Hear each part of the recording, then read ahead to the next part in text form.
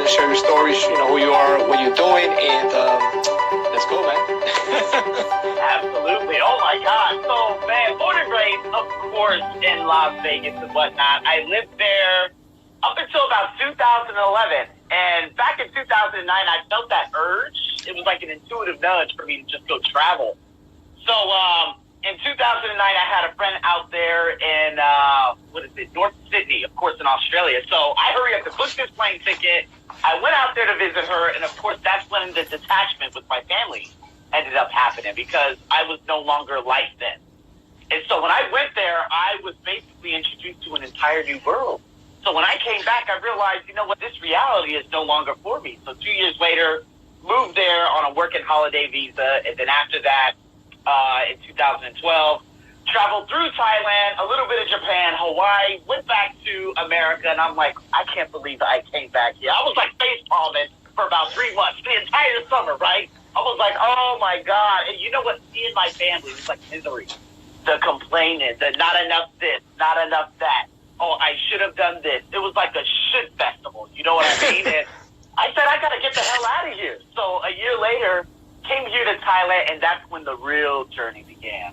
Writer, podcaster, accelerated English trainer, coach, a speaker now. I've been speaking at different places. My biggest one was a digital content festival where I spoke about e-learning and how that's like $1 billion industry and just a lot of crazy excitement. So again, that 2013 to 2019, there's a lot of craziness that happened within that time. So to move to another country unknown to you, give us a little bit of the headaches or kind of like the missteps from moving from the United States over to another country. Like, what would you wish you knew before you done it before?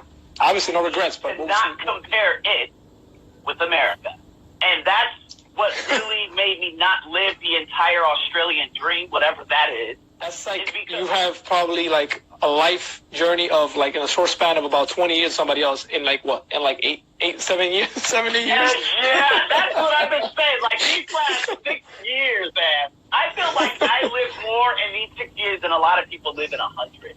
Seriously, cool. Because I know a lot of people stay in their own country. Okay, they end up going into this and doing that. But what I've seen, traveling to 12 different countries on little short trips, or it could be long trips. And seeing the hospitality. Back in 2013, man, I like to look at myself as a kid. I was a goddamn kid. I was just a baby. I was a baby back then. Like, I was so innocent. I was like, oh, Thailand, the land of smiles. They're going to accept me. Man, that was the biggest smack in the face that I had ever had. You know what I mean? And when I started realizing these things, I still remember one night where I land my arm on the bed, on my bed, and I wept. There was only one other time I did that, in my entire life.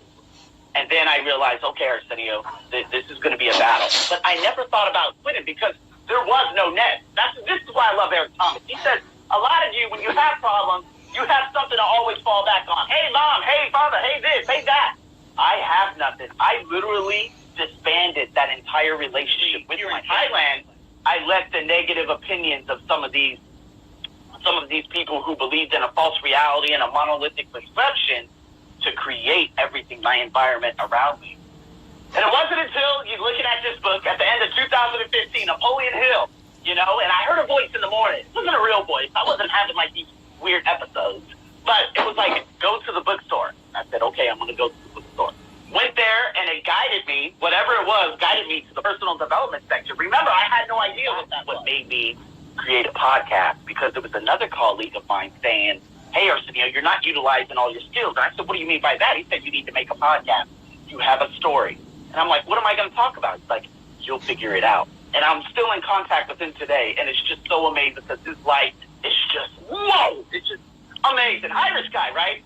It's funny, it's a little foreshadowing, compared to the other one that I met originally back in 2000. Books like Jack Canfield's The Success Principles, and there was one specific principle that said, drop out of the ain't it awful club.